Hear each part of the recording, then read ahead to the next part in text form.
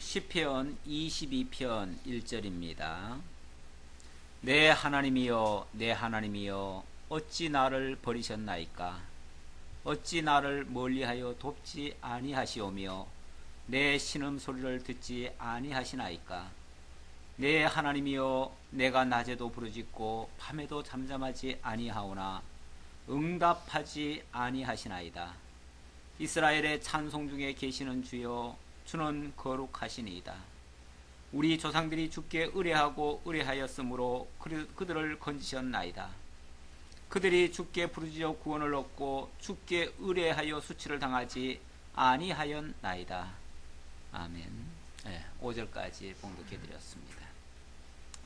처음에는 내 하나님이여 내 하나님이여 어찌 나를 버리셨나이까. 그리고 내 소리도 안 듣고 나를 완전히 하나님께서 응답하지 아니하시는 그런 하나님으로 이야기를 하다가 그 다음에 가서는 우리 조상들이 주께 의뢰하고 의뢰하였으므로 그들을 건지셨나이다. 이렇게 고백을 합니다.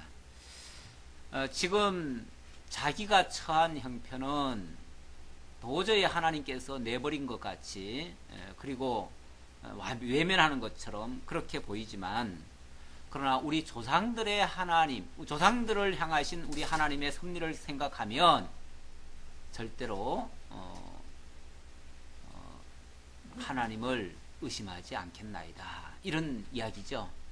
그러니까 자기 현재 상황은 누구든지 그렇죠. 누구든지 어려움을 당하면요, 자기만큼 어려움을 당하는 사람은 없다고 생각합니다.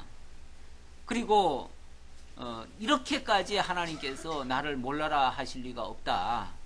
근데 남들은 보면은 남들은 다 잘해주는 것 같죠, 하나님이. 그러니까 항상 자기 기준에서 봤을 때 굉장히 억울하고 힘들고 고통스럽고, 그래서 누가 어떤 예를 들면은 내 사정 몰라서 그렇다, 나같이 이렇게 당하는 사람은 세상에 없을 거다, 이렇게들 보통 얘기를 합니다. 지금 이 시인도 그런 심정 가지고 기도를 합니다. 그런데 이 시인이 이제 다른 점이 있다면, 그래도 하나님께서 지금까지 역사하신 것을 기억을 하고 있는 거죠. 그걸 기억해 보면 하나님께서는 열조에게 언약하신 대로 반드시 이루셨음을 알고 있습니다. 그래서 소망을 잃지 않는다는 겁니다. 언젠가는 하나님께서 반드시 나에게도 하나님께서 들으실 것이다, 내 기도도 들으실 것이다 라고 하는 그러한 말씀이에요. 자, 그런데 그 내용 속에 보면 이런 말이 있어요. 이스라엘의 3절에 보면 이스라엘의 찬송 중에 계시는 주여 주는 거룩하시니이다.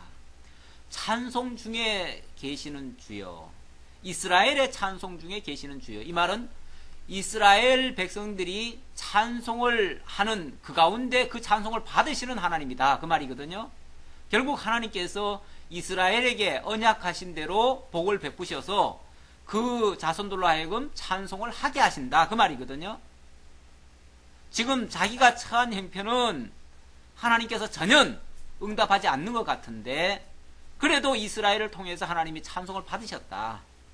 고로 나에게도 하나님이 응답하실 것이고 나를 통해서도 찬송 받으실 거다 라고 하는 그 믿음을 잃지 않고 있는 거죠.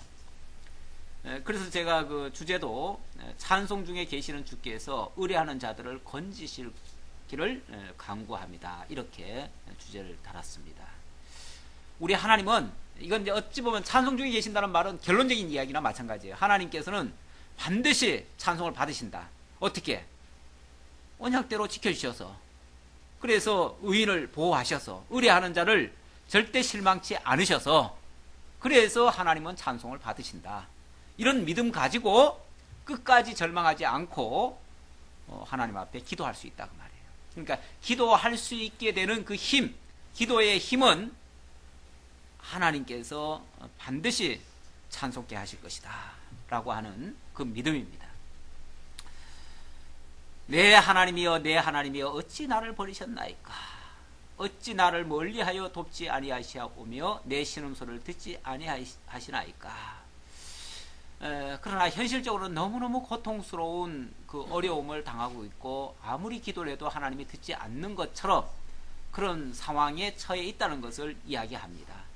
그런데 다윗은 자기가 너무 고통스러워서 이런 기도를 하지만은 결국 이 말씀은 어쩌면 그 내용까지도 똑같게, 단어까지도 똑같게 나중에 예수님이 이 말씀을 하시거든요.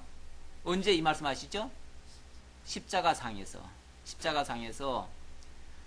모든 사람들 밑에서 조롱을 하고 욕을 합니다. 너가 의뢰하는 그 하나님이 진짜 있느냐? 있다면 지금 하나님이 불을 내리시든지 뭘 하시든지 해가지고 너를 구원해 보도록 해라. 만약에 그렇게 하지 않는다면 너 하나님 없는 거다. 너가 의지하는 그 하나님은 없는 거다. 너는 잘못된 거다. 너는 메시아가 아니다. 이런 식으로 조롱을 했죠. 조롱을 할 때 예수님이 엘리 엘리 라마 사박다니 그렇게 기도를 했어요. 아람어로 기도를 그렇게 했는데 그 기도 내용이 바로 이 말입니다. 내 하나님이여 내 하나님이여 어찌 나를 버리셨나이까. 어찌 나를 멀리하여 돕지 아니하시오며 내 신음소리를 듣지 아니하시나이까. 이 말이에요. 그럼 예수님도 어떻게 됐다는 거예요? 하나님께서 버리시듯이 그렇게 완전히 하셨다. 그거는 이제 신학적으로 들어가 보면 얼른 생각하면 예수님이 왜 하나님께 버림받아요? 예수님이 하나님께 버림받았다는 그 말 자체는 하나님이 몰라라 하시는 거 아니에요. 그러면 예수님이 뭐 하나님께 잘못했나요? 그게 아니죠. 죄에 대해서는 엄중한 심판을 받으시는 거죠. 심판을 받는데 거기에 무슨 동정이 있고 심판에 무슨, 그렇죠? 거기에 무슨 자비와 긍휼이 있어요. 심판에는 자비와 긍휼이 없습니다. 심판에는 동정이 없어요. 죽음밖에 없어요. 버리셔야 돼요. 죄에 대해서는 버리셔야 돼요. 그래서 결국 죄를 담당하시기 위해서 그런 고통을 당하신다는 것을 실감하도록 그렇게 예수님이 기도를 그렇게 하신 거죠. 그리고 결국 이 말씀의 성취로서 이루어진 내용이 되겠습니다. 그래서 다윗의 기도는, 다윗은 물론 자기 사정을 따라서 기도를 했지만 그 기도는 결국 예수에 대한 언약이 되는 거예요. 예언이 되는 거예요. 자, 그리고 6절입니다. 나는 벌레요 사람이 아니라 사람의 비방거리요 백성의 조롱거리니이다. 나를 보는 자는 다 나를 비웃으며 입술을 비축거리고 머리를 흔들며 말하되 그가 여호와께 의탁하니 구원하실 걸 그를 기뻐하시니 건지실 걸 하나이다. 이 말씀도 다윗은 정말로 자기가 그 어려움 당할 때 아무도 자기를 돕는 자가 없었습니다. 모두가 다 정말 벌려보듯이 그렇게 기피하고 비방하고 조롱하고 비웃고 입술을 비축거리고 머리를 흔들고 틀렸다는 거죠. 저 인간은 끝났다는 거죠. 아무도 도움 못 받는다는 거죠. 그가 여호와께 의탁하지만 천만의 말씀 그런 일은 없을 거다. 이런 식으로 조롱을 했다는 거죠. 이 모습도 역시 십자가 밑에서 예수님을 향해서 그 군병들이나 백성들이 조롱하는 그 모습입니다. 그 모습을 지금 다윗을 통해서 실감나도록 경험하게 만들고 그 경험한 걸 가지고 하나님께 기도하게 만들고 그 기도한 내용이 결국 그리스도에게 와서 이루어지도록 그런 의미에서 다윗의 일생은 예수 그리스도의 그 삶에 대한 모형과 그림자가 됩니다. 오직 주께서 나를 모태에서 나오게 하시고 내 어머니의 젖을 먹을 때 의지하게 하셨나이다. 그런데 우리 하나님께서는 언제부터 하나님을 의지하게 하셨다고요? 다윗을? 모태에서 나올 때부터 어머니의 젖을 먹을 때부터 그때부터 이미 의지하게 하셨다. 그 말은 하나님께서 만세 전부터 나를 택정하시고 나로 하여금 하나님만을 의지하게 만드셨다. 그런 뜻으로 기도하는 거죠. 내가 날 때부터 주께 맡긴 바 되었고 모태에서 나올 때부터 주는 나의 하나님이 되셨나이다. 나를 멀리하지 마옵소서. 환난이 가까우나 도울 자 없나이다. 많은 황소가 나를 에워싸며 바산의 힘센 소들이 나를 둘러쌌으며, 모든 지금 대적들이요 도저히 감당할 수 없는 그런 강한 자들이기 때문에 많은 황소라고 표현을 하고 바산의 힘센 소들이라고 그렇게 표현을 했습니다. 내게 그 입을 벌림이 찢으며 부르짖는 사자 같으니이다. 나는 물같이 쏟아졌으며 내 모든 뼈는 어그러졌으며 내 마음은 밀랍 같아서 내 속에서 녹았으며 내 힘이 말라 질그릇 조각 같고 내 혀가 입천장에 붙었나이다. 정말 할 말을 잃어버렸지요. 그리고 정말 목이 타지요. 예수님의 그 십자가상에서의 그 모습, 그 처절한 모습, 밑에서는 조롱하고 위에서는 딱 내리쬐고 목은 마르고 힘은 다 빠지고 혀가 입천장에 붙고 오죽하면 목마르다 이런 얘기 하시죠. 그러니까 우슬초 이렇게 마시우는 그런 일도 있잖아요. 마신다기보다는 뭐 천에다가 융에다가 묻혀가지고 입에다 살짝 갖다 대는 정도죠. 그런 식으로 주께서 하실 거에 대한 그런 예언적인 고백 같은 기도입니다. 주께서 또 나를 죽음의 진토 속에 두셨나이다. 그게 바로 죽음에 임박할 때까지 그렇게 하나님이 내어버려 두셨다. 결국 예수가 십자가에 못 박혀서 죽음 속으로 빠져들어갈 때, 죽음의 진토니까 결국 죽음으로 이제 들어가는 그 상황까지 그렇게 내어버려 두셨다. 아무도 도움을 입지 못하도록 그렇게 하셨다. 16절, 개들이 나를 에워쌌으며 악한 무리가 나를 둘러 내 수족을 찔렀나이다. 내가 내 모든 뼈를 셀 수 있나이다. 그들이 나를 주목하여 보고 내 겉옷을 나누며 속옷을 제비 뽑나이다. 개들이 나를 에워쌌다. 예수님 십자가에 못 박혀 죽으실 때에, 그때에 군병들이 밑에서 둘러싸고 조롱을 하고 거기에 많은 구경꾼들이 또 다 있지요. 거기는 전부 다 예수 십자가에 못 박기를 원했던 그런 자들입니다. 그러니까 얼마나 조롱을 하겠어요. 그러면서 나중에는 또 빨리 죽으라고 또 수족을 찌르지요. 창으로 찌르지요. 그래가지고 피와 물을 다 뽑아버리니까, 피와 물이 다 빠지니까 뭐만 남아요? 앙상한 뼈만 남는 거죠. 그런 의미를 표현을 하는 거예요. 내가 모든 뼈를 셀 수 있나, 이 말은 이제 남은 거라고는 뼈 조각밖에 없다는 거죠. 그런 식으로 표현을 하는 겁니다. 그래 놓고 이제 옷도 다 벗겼어요. 다 벗겨놓고는 내 겉옷을 나누며 속옷을 제비 뽑나이다. 참, 이 말씀 어쩌면 그렇게 됐죠. 그 이스라엘의 그 옷은요, 속옷은 그러니까 쉽게 말하면 팬티가 있고 겉옷은 그냥 이렇게 통옷이거든요.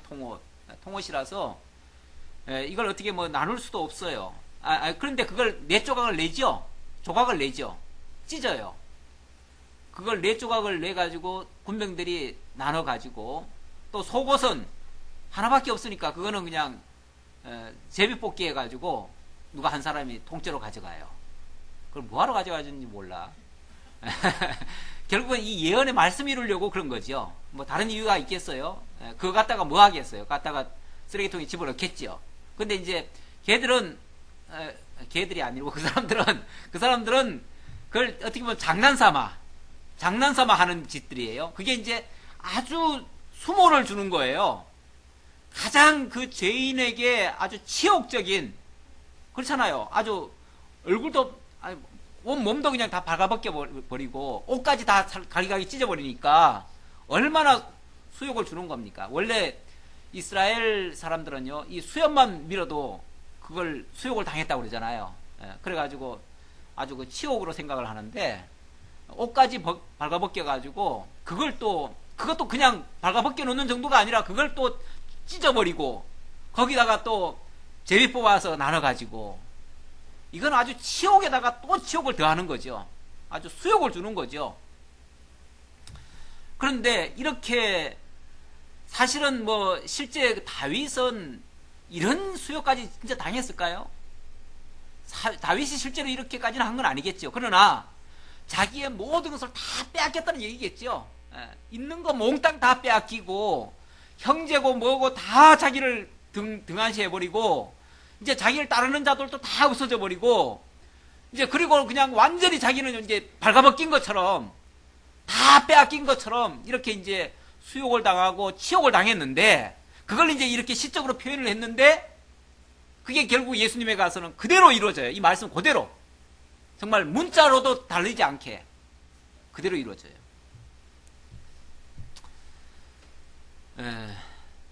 그러면서 여호와여 멀리하지 마옵소서. 나의 힘이시여 속히 나를 도우소서. 내 생명을 칼에서 건지시며 내 유일한 것을 개 세력에서 구하소서. 나를 집어삼키려고 나를 물어뜯으려고 하는 저들에게서부터 나를 건져주소서 하고서 나를 사자의 입에서 구하소서. 주께서 내게 응답하시고 들소의 뿔에서 구하셨나이다. 자, 그렇게 이제 기도를 하면서 개들, 사자, 들소의 뿔에서 나를 구원하셨나이다. 아니, 개들이 물어뜯고요, 사자의 입속에 들어갔어요. 그럼 죽은 거 아니에요? 꼼짝없이 죽은 거죠. 그런데 거기서 나를 구원하셨나이다. 결국 사망 가운데서 예수를 다시 살리실 것을 그렇게 예언한 내용이죠. 이렇게 해서 예수님이 다시 살아나서 하나님을 찬양하게 만들듯이 다윗도 그 극심한 상황 속에서 하나님이 건지셔서 하나님을 찬송케 하셨다라고 고백하는 그런 내용이 되겠습니다. 자, 22절부터 31절까지는 조금 이제 좀 내용이 바뀌어서 이번에는 나라의 주제이신 여호와께서 모든 족속이 예배케 하기를 간구한다는 그런 주제로 내용을 볼 수 있겠습니다. 22절 봅시다. 내가 주의 이름을 형제에게 선포하고 회중 가운데에서 주를 찬송하리이다. 내가 주의 이름을 형제에게 선포하고, 그러니까 조금 전하고는 분위기가 좀 다르죠. 조금 전에는 그렇게 모든 사람들이 나를 다 개처럼, 사자처럼, 들소처럼 나를 막 물어뜯고 입으로 막 깨물고 또 뿔로 막 들이받고 이런 식으로 나를 완전히 죽이려고 들였는데 그 가운데서 나를 건지셨다까지 얘기를 했어요. 아까는. 그렇죠? 건지셨다. 그렇게 해서 건져서 결국은 찬송 중에 계시는 주를 찬송하게 만들었잖아요. 그렇죠? 그러니까 이 은혜의 역사를 뭐 한다? 이제는 모든 사람들에게 알리고 싶다는 거죠. 이제 결국 예수 그리스도 부활 이후에 만인에게 주의 이 기쁜 소식을 전파하게 할 것이라고 하는 그런 의미가 담겨져 있습니다. 예언적인 의미가 담겨져 있습니다. 내가 주의 이름을 형제에게 선포하고, 주의 이름은 역시 뭐 하나님의 이름, 하나님 언약대로 결국은 나를 지켜주셨다는 사실을 깨달은 시인이 그렇게 이제 선포하겠다. 회중 가운데서 주를 찬송하리이다. 형제에게 선포하고 회중 가운데서 찬송하고, 여호와를 두려워하는 너희여 그를 찬송할지어다. 야곱의 모든 자손이여 그에게 영광을 돌릴지어다. 완전히 이제 상황이 바뀐 내용이죠. 상황이 바뀐 내용이에요. 너희 이스라엘 모든 자손이여 그를 경외할지어다. 정말 이렇게 하신 하나님, 언약대로 구원하신 하나님, 그리고 찬송 중에 찬송을 받으시는 하나님, 그런 하나님을 이제 전파하게 되어지면 모든 이스라엘이 하나님을 경외하게 될 것이다. 그 말이죠. 24절. 그는 공고한 자의 공고를 멸시하거나 싫어하지 아니하시며 그의 얼굴을 그에게서 숨기지 아니하시고 그가 울부짖을 때에 들으셨도다. 아까는 도저히 듣지 않으실 것 같은 그 하나님이 결국은 들으시고 구원해 주셨는데, 하나님의 택하신 백성들을 이렇게 보호하실 것이라고 하는 그런 내용이 되겠습니다. 큰 회중 가운데서 나의 찬송은 주께로부터 온 것이니, 나의 찬송은 주께로부터 온 것이다. 주를 경외하는 자 앞에서 나의 서원을 갚으리이다. 겸손한 자는 먹고 배부를 것이며 여호와를 찾는 자는 그를 찬송할 것이라. 그의 마음은 영원히 살지어다. 겸손한 자, 이 말씀을 듣고 깨닫고 믿는 자들, 그런 자들이 겸손한 자들이죠. 그 겸손한 자들은 결국 여호와를 이제 찾게 되고 찬송하게 될 것이다. 그리고 그의 마음은 영원히 살게 될 것이다. 땅의 모든 끝이 여호와를 기억하고 돌아오며 모든 나라의 모든 족속이 주의 앞에 예배하리니. 자, 그렇게 되어지면 이제 세계 만방에 있는 모든 자손들이 이 이야기를 들으면, 이 복음을 들으면 그들이 하나님께로 돌아오게 되겠죠. 그렇죠? 그래서 땅의 모든 끝이 여호와를 기억하고 돌아오며 모든 나라의 모든 족속이 주의 앞에 예배하게 된다. 사실 구약적 개념으로 말하면은 제사죠, 제사. 제사인데 여기는 지금 예배라고 표현했네요. 그러니까 이것이 결국은 땅 끝까지 주의 복음이 전파되고 땅 끝에 있는 모든 백성들이, 모든 이방인들까지, 땅 끝이면 다 이방인들 아닙니까? 그렇죠? 이방인들까지도 하나님께로 돌아와서 이제는 신령과 진정으로 하나님을 경외하고 예배하게 될 것을 예언하는 내용이에요. 결국 예수 그리스도의 십자가와 부활 이후에 그를 찬양하는 그 복음이 만방에 전파될 것과 그로 말미암아 모든 민족 중에서 열방이 하나님께로 돌아와서 하나님을 예배하게 될 것, 이러한 예언인데 그 예언대로 지금 역사가 이루어지고 있습니다. 그렇죠? 그러니까 이 다윗은 그 당시에 자기에게 그 경험한 걸 가지고 지금 얘기를 하는데 그 내용이 결국은 미래사에 예수 그리스도를 통해서 이루어질 온 천하에 복음이 전파될 것에 대한 예언의 말씀이 되는 거예요. 자, 그러면은 결국 우리 하나님은 이스라엘 중에만 계시는 하나님이 아니고요, 온 세계 중에 계시는 하나님이시고 온 세계를 주재하시는 대주재가 되시는 거죠. 그래서 28절, 나라는 여호와의 것이요 여호와는 모든 나라의 주재심이로다. 이 세상에 있는 모든 나라는 여호와의 것이요, 어느 특정한 나라만 여호와의 나라가 아니고 이 세상에 있는 모든 나라가 결국은 하나님에 의해서 세워졌고 하나님이 다스리시는 그러한 나라가 될 것이다. 그래서 여호와는 모든 나라의 주제이심이로다. 그래서 제가 요 단락의 주제를 나라의 주제이신 여호와께서 모든 족속이 예배케 하기를 간구한다. 제가 그렇게 주제를 달았습니다. 자, 그렇게 되어지면 29절, 세상의 모든 풍성한 자가 먹고 경배할 것이요. 여기 무슨 세상 양식 많이 먹고 경배한다는 뜻이겠어요? 온 세상에 주의 복음이 편만하게 전파돼서 그들이 복음을 듣고 하나님께로 돌아와서 그 말씀으로 이제 번성하고 생육 번성하고 창대하게 될 것을 가리키는 말이죠. 진토 속으로 내려가는 자, 곧 자기 영혼을 살리지 못할 자도 다 그 앞에 절하리로다. 사실 이방인들은 하나님께 원래 하나님의 약속 밖에 있었던 자들이고 그들은 다 진토 속으로 음부 속으로 들어갈 자들이었어요. 그런데 그들에게도 이 복음이 전파되어서 그들도 하나님께로 나오게 될 것이다, 그 말이죠. 후손이 그를 섬길 것이요 대대 주를 전할 것이며 와서 그의 공의를 태어날 백성에게 전하며 주께서 이를 행하셨다 할 것이미로다. 결국 온 천하의 모든 인류 가운데서 하나님을 깨달은 백성들이 주께서 이렇게 해주셨습니다, 주는 바로 우리의 여호와십니다, 우리의 영원히 찬송받으실 하나님이십니다, 그렇게 하나님을 찬송하고 경배하고 예배하게 될 것이다. 이 말씀대로 지금 역사가 이루어지고 있습니다. 오늘 우리가 이 시대에 이 복음의 말씀을 듣고 하나님을 경배하고 찬양하게 된 것도 바로 이 예언의 말씀이 이루어진 그 결과입니다. 예. 자, 그래서 결국 이 시편의 내용은 장차 오실 그리스도에 대한 예언의 말씀이고 그 그리스도를 통해서 복음이 온 땅에 전파되어지고 그 역사가 지금 현재 이루어지고 있고 오늘 우리의 역사는 바로 이 예언의 말씀이 성취되는 그러한 결과고, 그로 말미암아 하나님은 언약대로 이루시는 여호와의 심이 너무나 분명해서 우리로 하여금 경외하게 하신다. 자, 이렇게 하나님이 자기를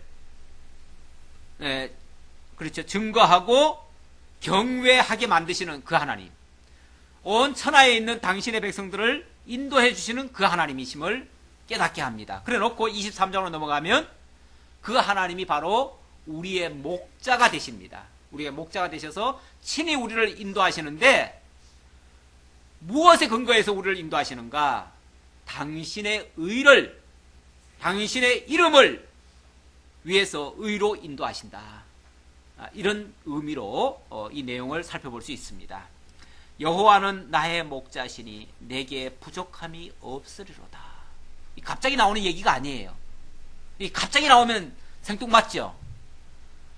조금 전에 22장의 내용에서 첫머리에 그냥 그렇게 하나님이여 하나님이여 어찌하여 나를 버리셨나이까, 이런 하나님이 갑자기 저는 나의 목자시니 이러면 말이 앞뒤가 안 맞죠. 앞뒤 안 맞는데 그 과정이 있죠. 그렇죠? 예, 그리스도의 십자가와 부활을 통해서 결국은 건져주시고 하나님을 경배케 하시고 찬양케 하시는 그 하나님, 그래서 온 천하에 참된 목자가 되시는 그 하나님이심을 깨닫고 나면은 정말 그분이 나의 모든 전 삶을 지배하시는 참 목자가 되신다는 사실을 깨닫습니다. 그리고는 이렇게 고백합니다. 여호와는 나의 목자시니 내게 부족함이 없으리로다. 그가 나를 푸른 풀밭에 누이시며 쉴만한 물가로 인도하시는도다. 사실은 우리의 삶 순간순간에는 이런 걸 체험을 못합니다. 잘 경험을 못해요. 못하는데 결론으로 가보면은 결국은 하나님께서는 나를 그렇게 인도해 주셨다라고 고백할 수 있는 거예요. 그러니까 여기까지 볼 수 있는 눈이 쉽지 않습니다. 그리고는 자꾸만 중간에 좌절을 하죠. 근데 우리 하나님은 그렇게 약속을 어기시는 분이 아니셔요. 그렇기 때문에 우리가 끝까지를 보셔야 됩니다. 내 영혼을 소생시키시고 자기 이름을 위하여 의의 길로 인도하시는도다. 그런데 나를 이렇게 구원하시고 나를 푸른 풀밭에 누이시며 쉴만한 물가로 인도하시는 이유가 무엇인가? 그 이유는 자기 이름을 위하여서다 라고 말합니다. 자기 이름, 하나님의 이름, 여호와라는 그 이름 때문에 그렇다. 그 이름이 뭐길래요?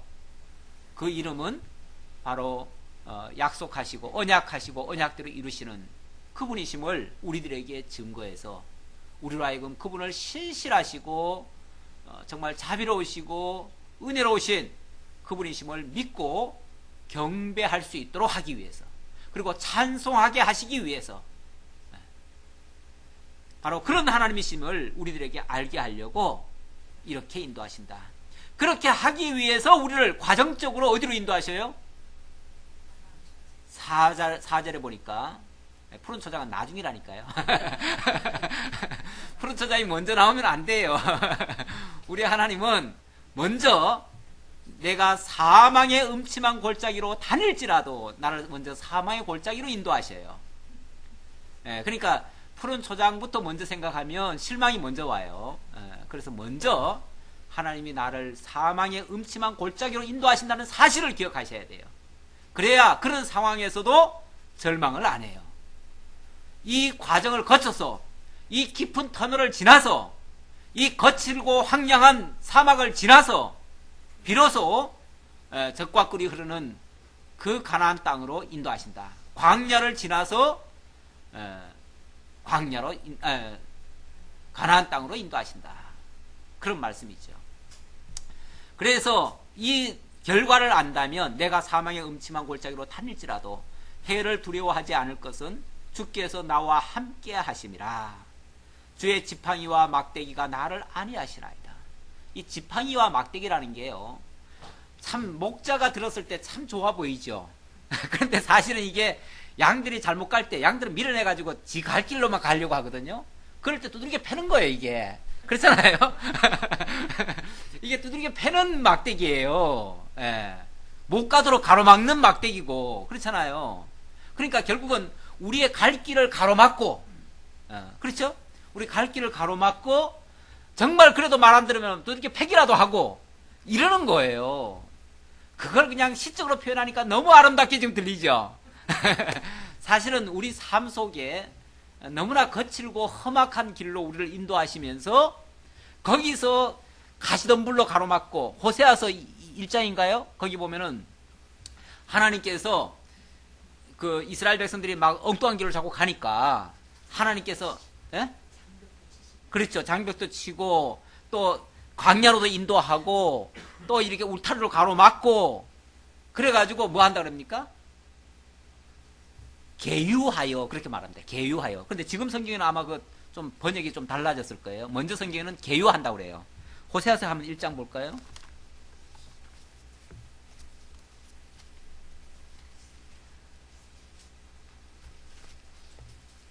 호세아서 2장인가 1장인가? 호세아서 2장이네요. 2장.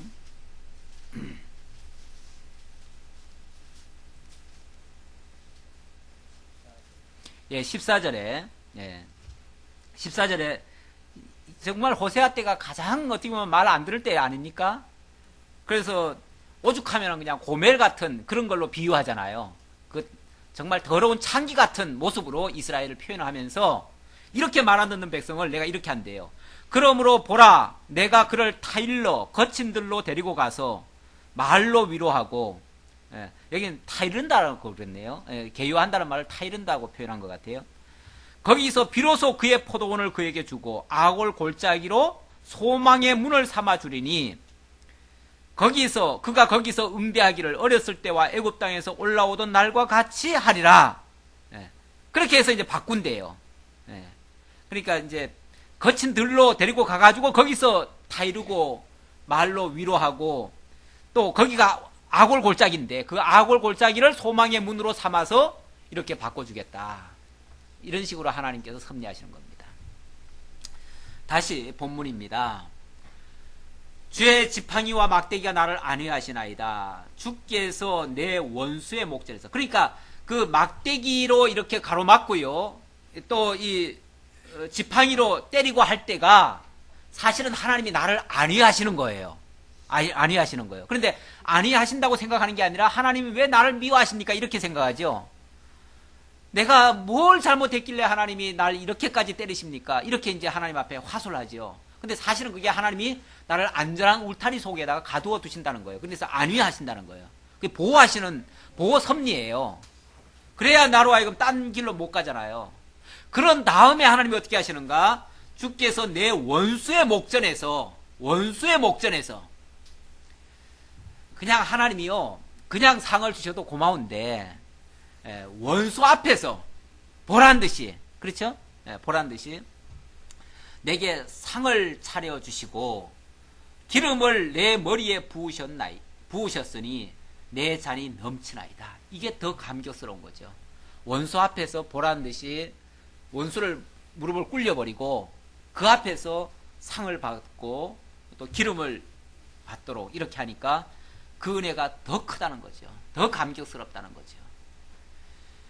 자, 그러면서 6절은 이제 마지막 결론적인 얘기죠. 내 평생의 선하심과 인자하심이 반드시 나를 따르리니, 내 평생의 선하심과 인자하심이. 사실은 지금까지 너무너무 고통스러운 삶을 살아왔는데 그럼에도 불구하고 그 막대기와 지팡이까지도 나를 안위하시는 거라면은 하나님의 선하신 섭리가 아닌 게 없죠. 하나님의 인자심이 아닌 게 없죠. 결국 나를 보호하시고 나에게 상을 베푸시기 위한 그러한 섭리니까, 그러한 삶이 지속돼서 간다고 할지라도 그게 바로 무슨 삶이다? 내 평생의 선하심과 인자하심이 나를 따르는 그러한 삶이라는 거죠. 그러면서 내가 여호와의 집에 영원히 살리로다. 그렇게 해서 내가 하나님 안에서 정말 진정한 그러한 행복을 맛보면서 영원토록 살게 될 것이다. 앞뒤 생략 다 해버리고 여기에 대한 그 해석도 없이 그냥 무턱대고만 이 말만 들으면은 너무너무 아름다운 풍경이죠. 너무 아름다운 이야기죠. 그렇죠? 근데 사실은 그 과정에 그런 환란, 우여곡절, 그 험난한 세월, 그리고 현실적인 그 어려움, 이걸 다 극복하고 또는 그거에 대한 재해석을 통해서 사실은 이러한 하나님의 은혜, 그것이 하나님의 선하신 섭리라는 것을 깨닫게 되는 거예요. 그러니까 이걸 너무 가볍게 어떤 결론적인 얘기, 추상적인 얘기 이렇게 들어버리면은 바른 해석은 아닙니다. 그러니까 이런 말씀 잘 명심해서 기억하시고, 24장, 25장은 우리 다음 주로 넘겨서 다음에 보도록 하겠습니다. 기도하겠습니다. 하나님 감사합니다. 참으로 하나님의 섭리는 오묘합니다. 정말 견딜 수 없는 그런 고통과 환난의 시간들도 지나고 보면 하나님의 선하신 목적을 이루기 위한 그러한 과정적인 섭리라는 것을 다시 한번 깨달았습니다. 아버지 하나님, 일찍이 선지자 다윗이 느끼고 깨달은 것처럼 오늘 우리도 이 현실 속에서 너무나 고통스러운 일들을 때때로 만나게 됩니다. 때때로 그 부분을 잘 이해하지 못했을 때는 정말 나만 하나님께 버림받은 것 같고, 하나님이 내 기도는 들으시지 않는 것 같고, 다른 사람들은 다 형통한데 나만 모든 일이 다 꼬이는 것 같아서 너무너무 고통스럽다고 하나님 앞에 하소연했습니다. 그러나 알고 보면 이것이 하나님의 택하신 백성들을 향하신 하나님의 특별한 섭리의 손길임을 다시 한번 깨달았습니다. 그리고 모든 것을 합력하여 하나님의 선을 이루시고 하나님의 인자를 보이시고 하나님을 찬송케 하고 하나님을 경배케 하려는 하나님의 특별한 섭리였음을 다시 한번 깨닫게 됩니다. 그리고 악한 사단의 역사가 크면 클수록 오히려 원수의 목전에서 하나님께서 상을 베푸시는 그러한 영광을 또한 깨닫게 된다는 사실을 기억하고 오히려 감사를 드리게 됩니다. 아버지 하나님, 이러한 크신 은혜가 우리 속에 늘 넘칠 수 있도록, 그리고 어려운 현실 속에서도 바른 해석이 되어질 수 있도록 하나님의 이 말씀이 늘 우리와 함께 동행하시고 이 말씀의 역사로 모든 어려운 문제도 다 해결할 수 있도록, 능히 이겨낼 수 있도록 하나님 함께 해 주옵소서. 다시 만날 때까지 하나님 승리의 시간들이 되기를 간절히 바라오며 예수님의 이름으로 기도하옵나이다. 아멘.